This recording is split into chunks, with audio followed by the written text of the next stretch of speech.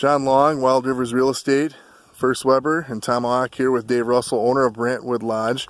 Now, Dave, this is set up as a really neat hunt club, but you've done a lot of things in the way of getting this designed and built and set up, so it's really good for multiple uses. Can you touch on that? Yeah, I worked with a developer that just does design work of bird fields.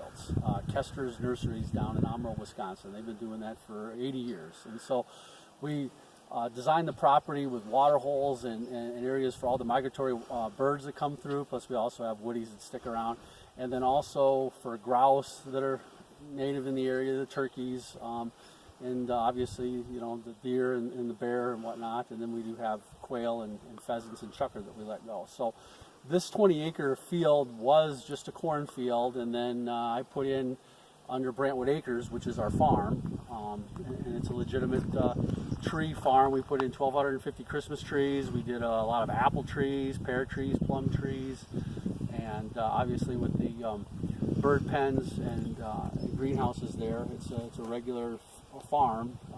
And under Brantwood Acres, we're also able to qualify under many of the different USDA grants and programs associated with the farm. And so this field now, we use it for planting of millets, sorghums, different types of brassica, and we also have about 7 acres of switchgrass, and so it's all gridded out, and where it's a mixture of switchgrass, Christmas trees, and then food plots. So it's like a main feeder area. It's also a great fawning ground. We see high numbers of fawns being born in these fields now.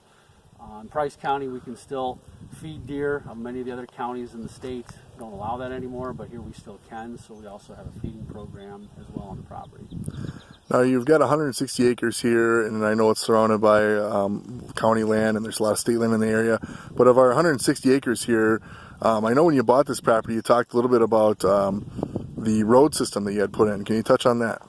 Yeah, I hired a local contractor, and they put in about 3 miles of roads, and so those were all crowned and then planted, so we had to wait a couple of years to really use them, just because we wanted to get all the clover and grasses to tighten it up.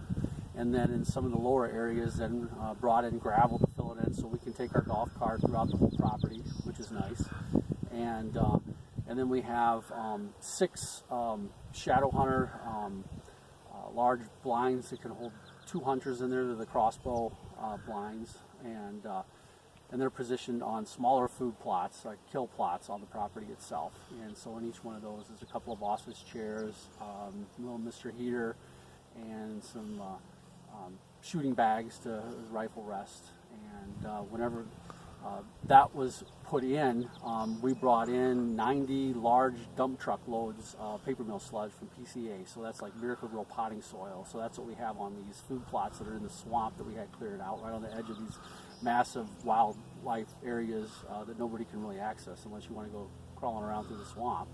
And since we're under the Young Forest Initiative program through the state for habitat improvement for woodcock and warblers, the Rough Grouse Society has worked with us. They bring in a large machine to cut down tag alders. So I sat inside my blind while the operator of the machine then worked it and cut us some nice 300 to 400 yard long shooting lanes. They're about 50 feet wide. So each one of these stands is kind of in the middle of, say, a spoke of a wagon wheel. So you're looking out over shooting lanes that are fairly long, and they go in multiple directions. So that's a little bit unique. It would be very difficult to clear a swamp like that. So we're very fortunate to be a part of that program, and every 5 years they clean up my shooting lanes for us. Not bad.